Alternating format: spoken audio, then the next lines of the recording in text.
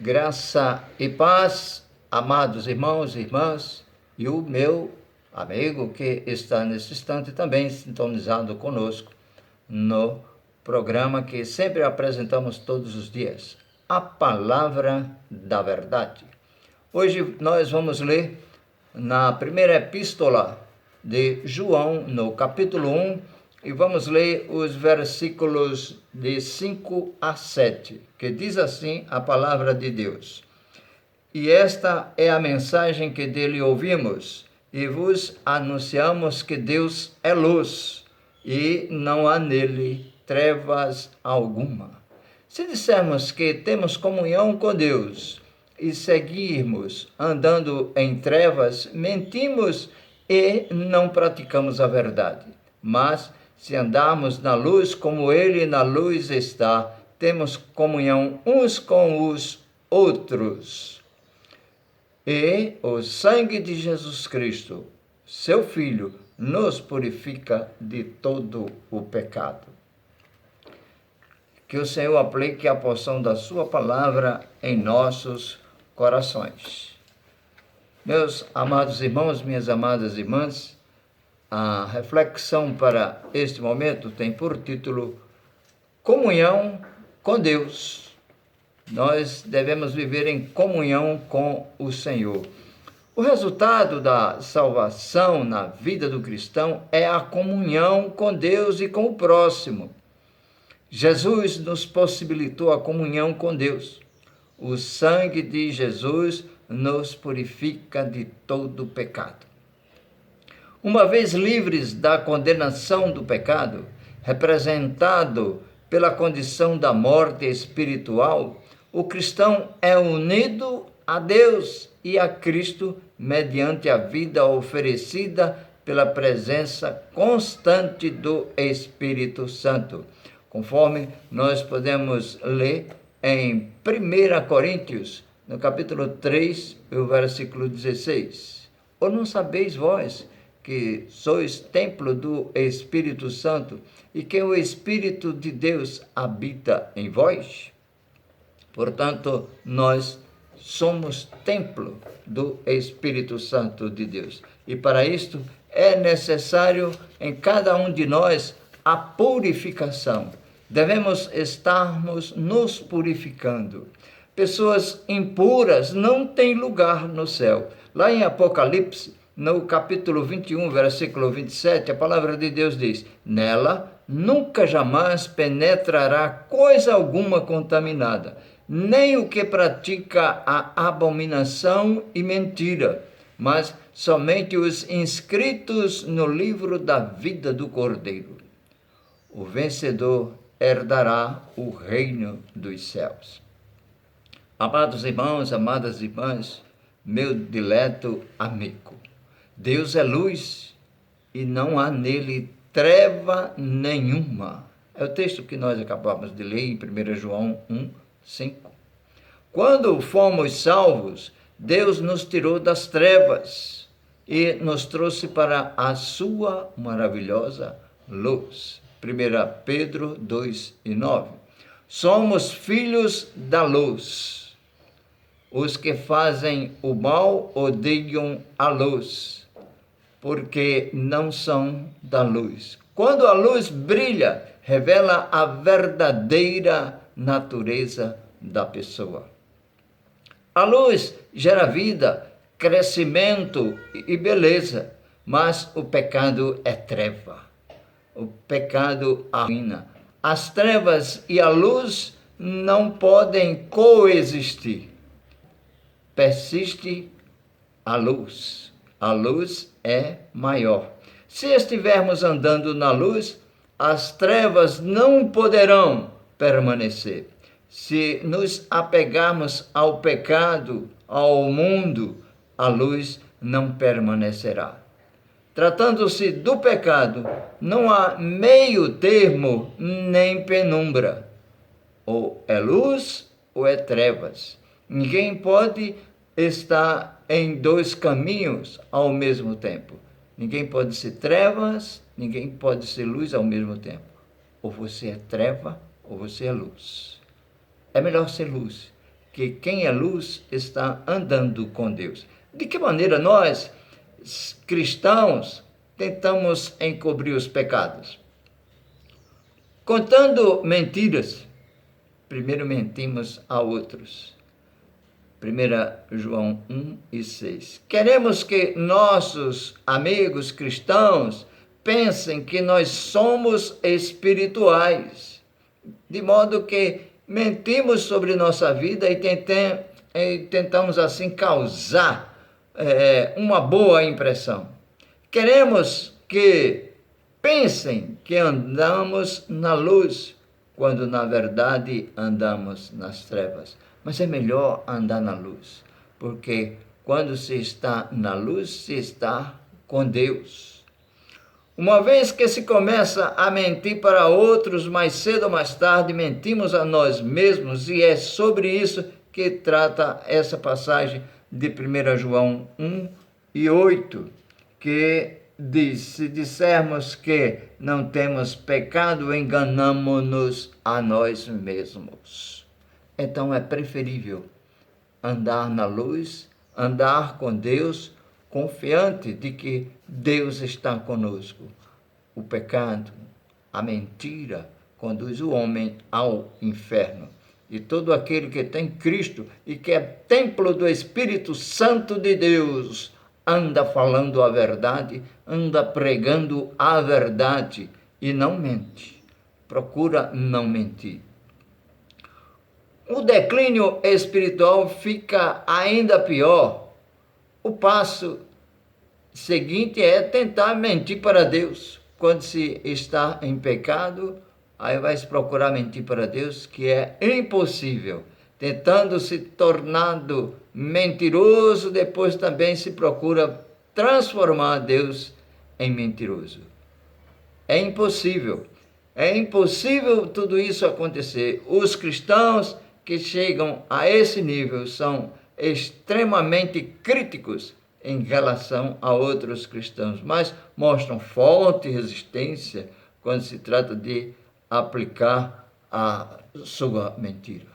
O cristão deve mostrar a verdade, pregar a verdade, porque Cristo é a verdade. Cristo é o caminho, é a verdade, é a vida.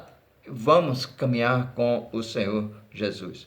O retrato do coração humano inspirado pelo Espírito Santo é arrasador. O cristão mente sobre sua comunhão. Em 1 João 1:6. Sobre sua natureza, eu jamais seria capaz de fazer uma coisa dessas. 1 João 1:8. E sobre seus atos, 1 João 1:10. É impressionante como o pecado propaga-se à maneira mortal. O pecado é avassalador, é impressionante. Nesse ponto, é preciso discutir um fator extremamente importante na experiência da vida real, a honestidade. Cada cristão deve ser honesto consigo mesmo, com os outros e também com Deus. A passagem que estudamos ou que lemos descreve um cristão que leva uma vida desonesta. É um impostor.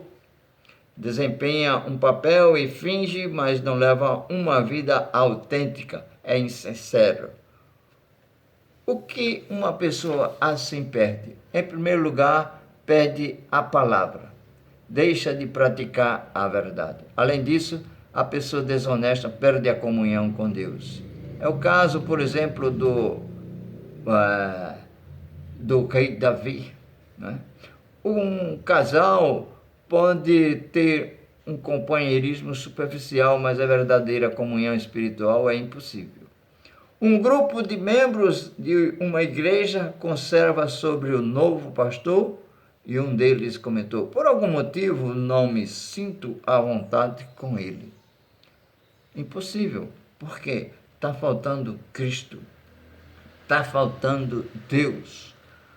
Uma outra perda decorre das duas primeiras. O cristão perde o seu caráter. Portanto, nós devemos confessar os nossos pecados, porque a mentira condena o homem ao inferno, seja quem for. Nós devemos confessar os nossos pecados. João, ele usa dois títulos interessantes para Jesus: advogado e propiciação. É importante compreendermos esses dois títulos, pois eles representam dois ministérios que o Senhor realiza. De maneira, então, um Deus santo pode manter a própria justiça e ainda assim perdoar os pecadores.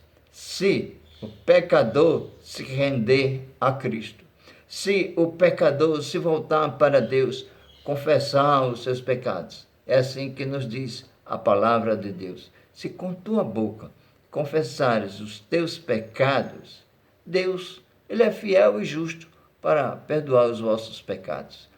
É a confissão, é a sinceridade, é chegar a Deus com a certeza de que ele vai perdoar. Agora é preciso ser sincero, ser correto, porque para Deus não se mente. Para Deus se fala a verdade, porque Deus quer isto de cada um de nós. Jesus determinou sua obra aqui na terra e ele terminou a obra entregando a vida como sacrifício pelo pecado. Ele morreu na cruz pelos nossos pecados. E como vamos continuar pecando? Não. Vamos procurar cada dia melhorar o nosso relacionamento com outras pessoas, com os nossos irmãos. Vamos melhorar os nossos entendimentos. Vamos melhorar a nossa vida cristã, a nossa vida com Deus. Busquemos ao Senhor enquanto se pode achar. Invoquemos ao Senhor Deus enquanto Ele está perto. Irmãos, precisamos a cada dia buscarmos mais e mais ao Senhor. Os dias estão terminando, Cristo está se aproximando para vir buscar a sua igreja. E Ele vai levar aqueles que são limpos e puros de coração, que não estão com a mentira. Falemos a verdade, sejamos sinceros, honestos, corretos, em tudo por tudo, porque é Deus que quer assim de nós, que sejamos sinceros ao extremo. Embora que uma palavra sincera venha a nos prejudicar, mas que falemos a verdade. Nunca devemos mentir, porque Deus abomina a mentira. Amados irmãos e irmãs, nós devemos viver na comunhão mútua com Deus. E razões para a comunhão uns com os outros nós temos. Lá em João, no capítulo 12, versículo 13, diz: mas a todos quantos o receberam, deu-lhes o poder de serem feitos filhos de Deus, a saber, aos que crerem no seu nome. Esse texto, Deus está prometendo que todos que receber Cristo nascerá de novo e se tornará parte da família de Deus. E sendo assim, devemos ter uma vida correta, uma vida honesta, uma vida sincera. Mas mostra aqui o texto ainda que se trata de um nascimento espiritual divino, não de um nascimento físico que depende da natureza humana. Não. O nascimento divino é maravilhoso, é transformador. E aquele que se converte, aquele que é um crente verdadeiro em Cristo, que já passou por este novo nascimento, sente e nunca esquece, porque o sangue de Cristo é a garantia para a comunhão. Lá em 1 Coríntios 10, 16, a palavra de Deus diz assim: porventura, o cálice da bênção que abençoamos não é a comunhão do sangue de Cristo? O pão que partimos não é a comunhão do corpo de Cristo? Então, para isso, usa a ceia do Senhor como ilustração. Quando o cristão participa do cálice e do pão à mesa do Senhor, em sentido espiritual, está tendo comunhão com o corpo e o sangue de Cristo. O cristão entra em comunhão e vive em comunhão.